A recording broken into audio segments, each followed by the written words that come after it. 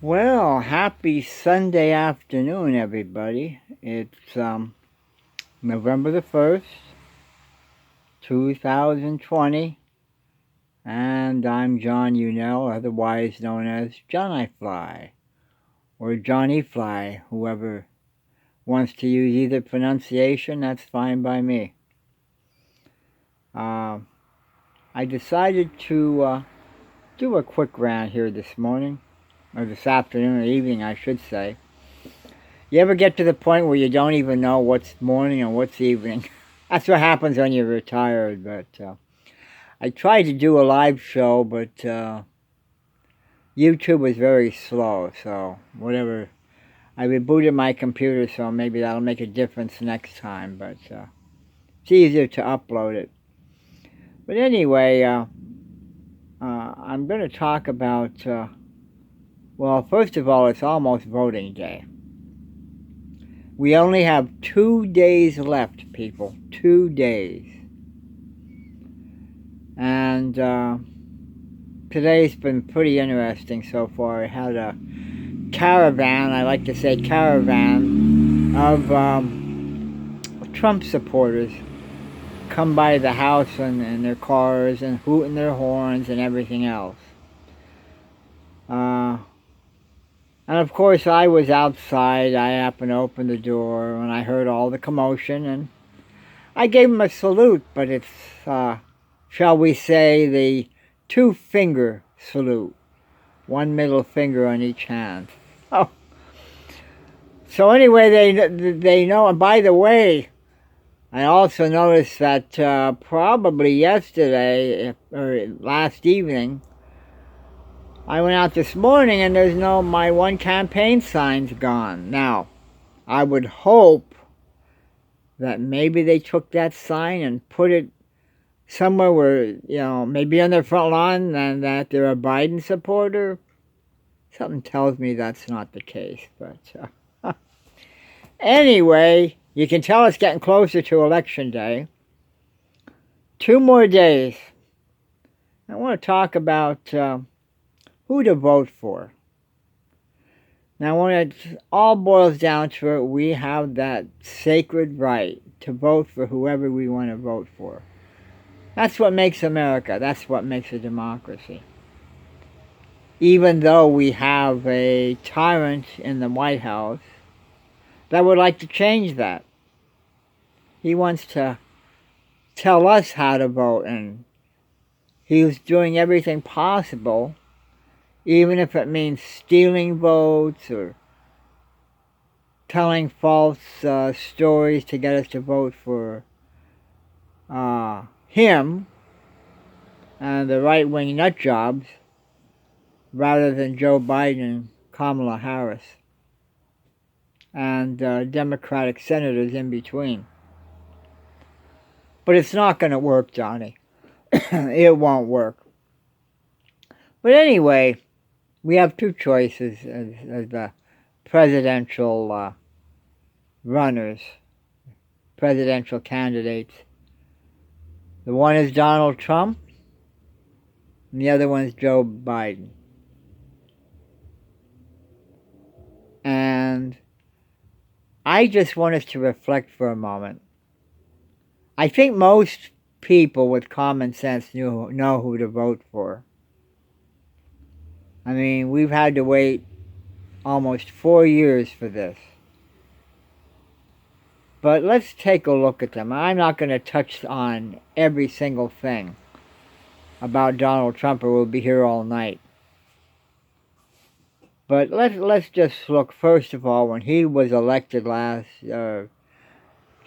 he was elected in 2016 and was sworn in January of 2017, I just had that feeling that, well, we're in for trouble. And I wasn't wrong. Because I heard on TV the other day, oh, well, what was he saying? Like, this is going to stop right here and right now. He was going to be the man to do everything and set our country back to where it's supposed to be, supposedly. And one of the first things, do you know what he complained about the most in the beginning? Crowd size. My goodness, I had a lot more people at my inauguration than did President Obama.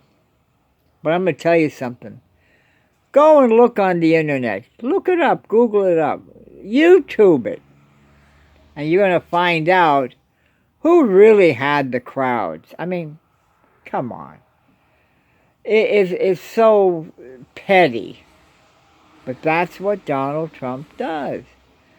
He glamorizes the pettiness. He makes something small so big. Why? Because, well, a crowd size, he has to, how shall I say it? He has to make himself look better and bigger. Wow, we're going to start a whole new age now. The next 4 years, it's going to be a big difference. And as most people found out when he was elected on election night, I don't know about you, but my heart sunk to the ground. But anyway, let me discuss a little bit thing about the differences. Trump, let's talk about Trump for a moment. Besides the crowd size, one of the first things that he did, he came out and made a speech that he's going to ban all Muslims from Muslims from entering the United States from particular countries over in the Middle East. Okay? Because basically he was blaming all Muslims for the terrorist attacks against our country. I think it's amazing because he's such a buddies with Saudi Arabia, and most, if not all, the hijackers that hijacked the planes and flew them into buildings on 9/11, 2001, were from Saudi Arabia. Amazing. But, well, we didn't hear too much about that because, well, after all, we need that oil from Saudi Arabia. Right. Okay. Well, that was the first thing he did. Next thing it was, he pulled out of trade agreements. Okay. I'm not personally, I wasn't a fan of NAFTA because I worked in the textile industry, and it really hurt the textile industry when they passed it. But I look at it this way. We now live in a modern age, 21st century, and frankly, we're a worldwide economy. We're a worldwide community. It's not like it was, back in the 19th and 20th century, where we were the big superpower and everybody had to come to us. It's times have changed. And we have to get along with each other. And part of that getting along, our country relationships, is trade. And Donnie thought he was doing something great by putting tariffs on stuff coming in from China. And he's been told for how long, you do that, they're going to retaliate. Oh, no. They're going to be paying the tariffs, not us. And, well, we saw what happened there. They put tariffs on the farmers' products coming into their country. Or I should say they put the farmers, when they go to sell products from out in the Midwest into China, it was tough for them. They just jacked the prices up because they're adding the tariffs to it. Many of the farmers went bankrupt.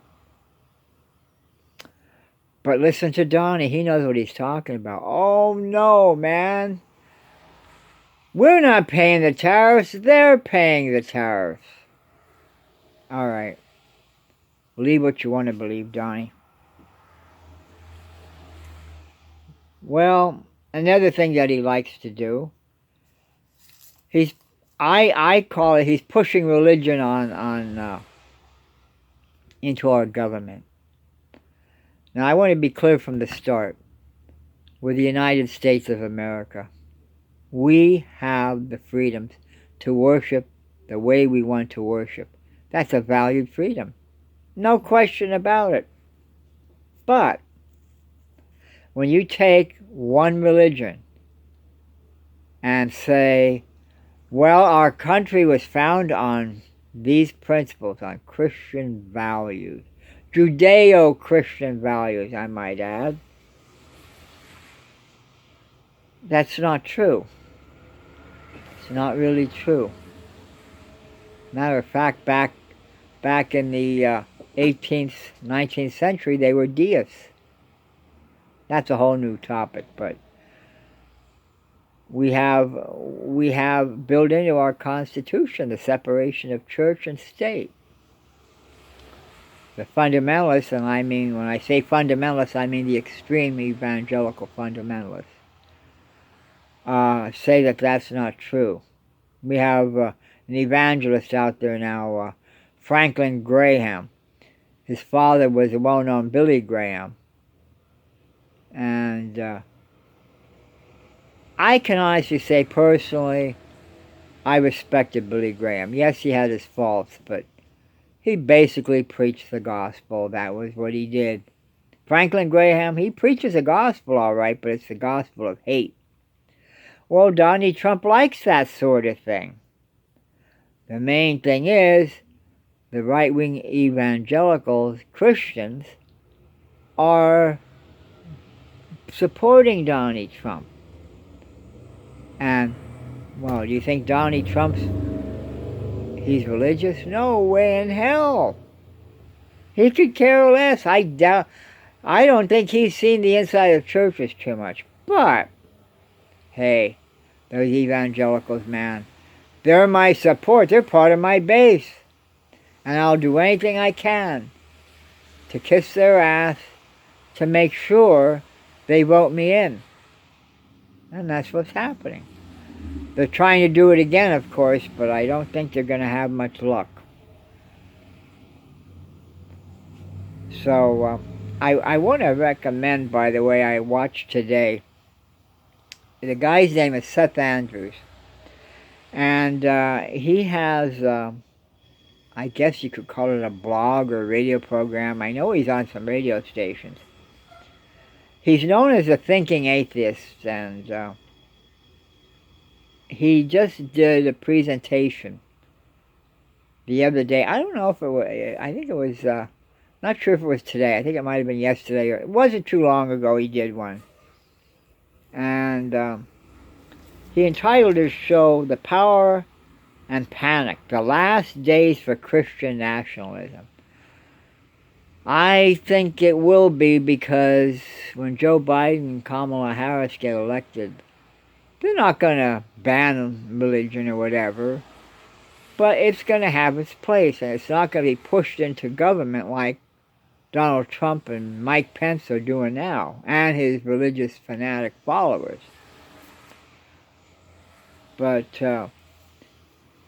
they're getting their fill now, because one of the things that the evangelicals have a problem with is the LGBTQ community, lesbian, gay, bisexual, transgender community. They've always had a problem with the gay community. Okay, one of their biggest problems is intolerance. So much so that well, Donald Trump had to help him out by banning all transsexuals, and this was another thing when he came into office, banning all transsexuals from serving in the military. So as far as I know, they're still not allowed to serve in the military.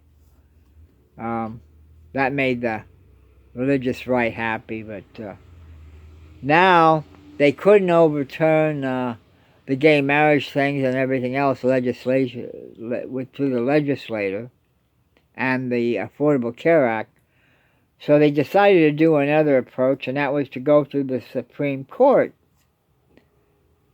And they decided to get this Amy Coney Barrett pushed through, and now she's a Supreme Court justice.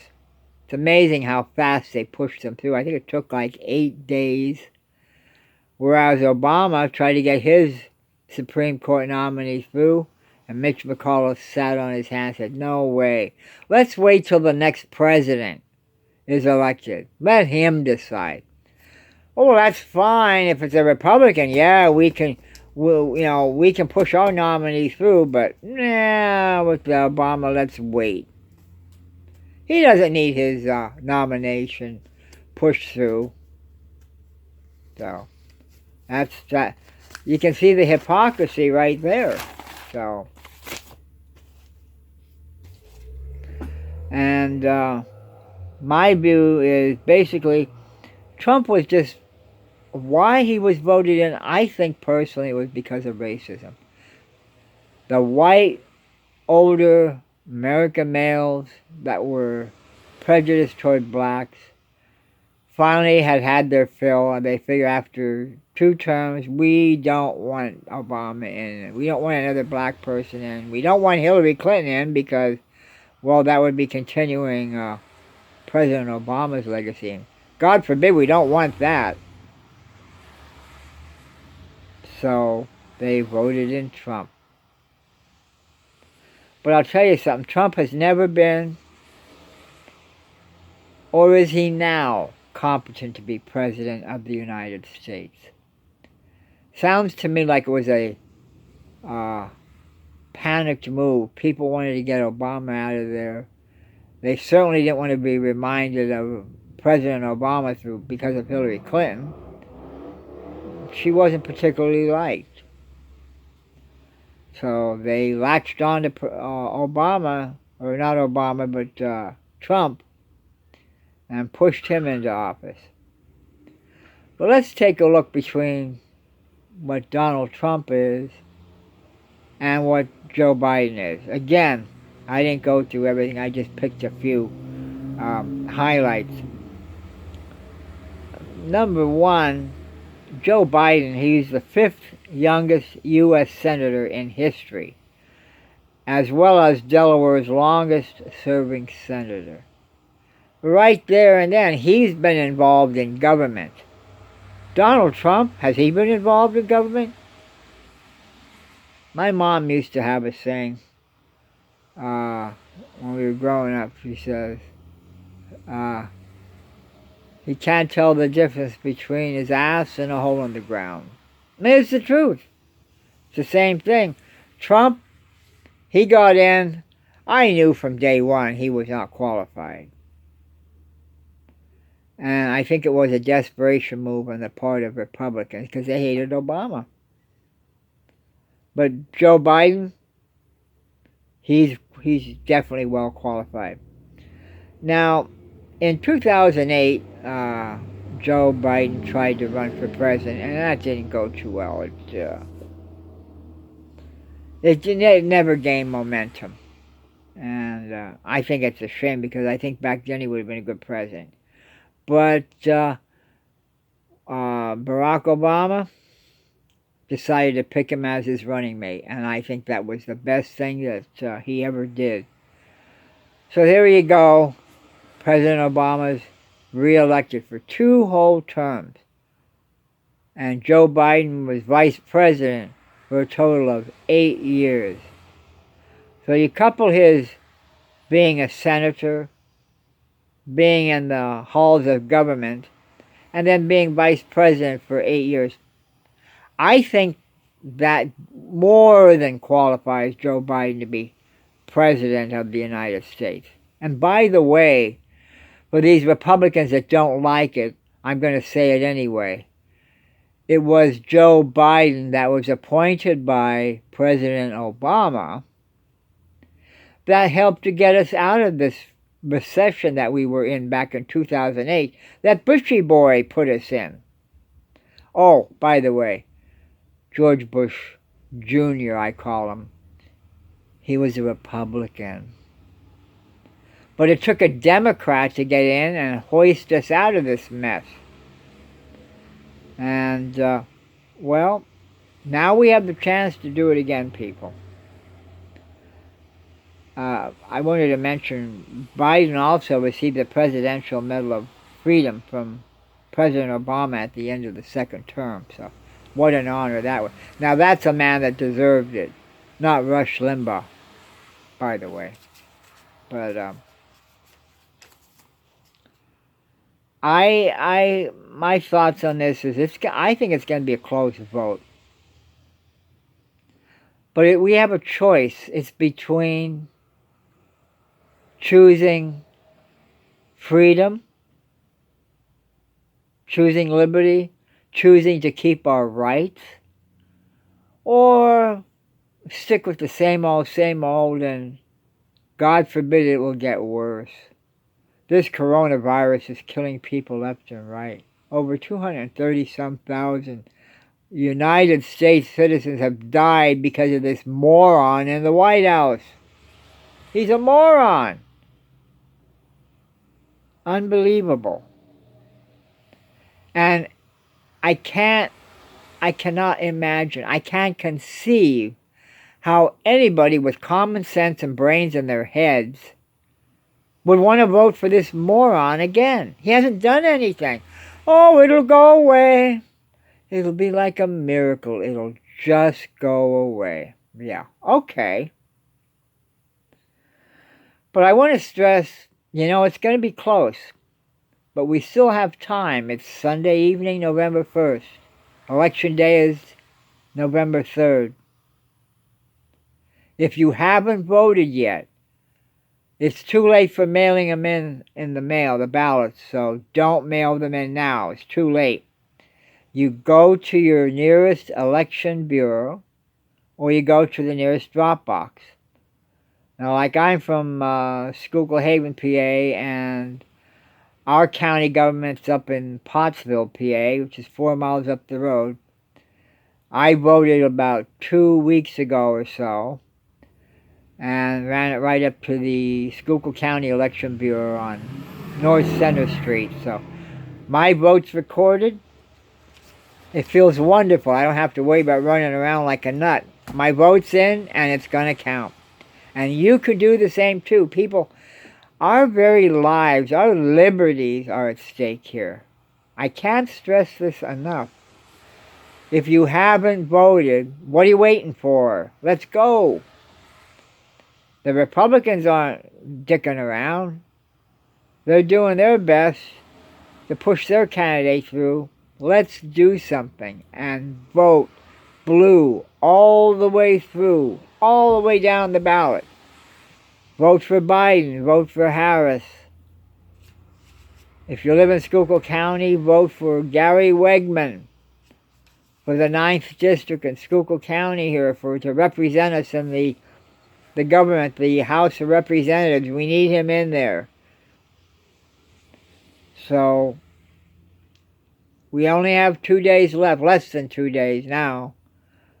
So make it your point. Go out and vote. I'm going to be watching on election night. I want to make mention too. Keep in touch. Watch. I have a friend in Texas. He's known as the Blue Dot in Texas, John Bridevaux. And all you have to do is go, if you're on the internet, go to abluedotintexas.com. And when you get on that site, click on the Discord. You can download the Discord, get into the Discord app, and there you can have the chance to go live on the air or chat with fellow Blue Dot members in the Blue Room. So he's a good guy. He's been fighting all the way to make sure that we don't have this orange moron reelected into our house. So, of course you can find me on YouTube at John I Fly, as John I Fly. JOHNIFLY. Would love to hear from you guys, and I guess that's all I have to say right now. It's rainy and miserable out, but I'm trusting Election Day will be much better weather. Either way, get out and vote. Vote early, because our very freedoms depend on it. You take care, everybody, and thanks for taking the time to listen to me. I will talk to you soon. Have a good Sunday night. Bye-bye now.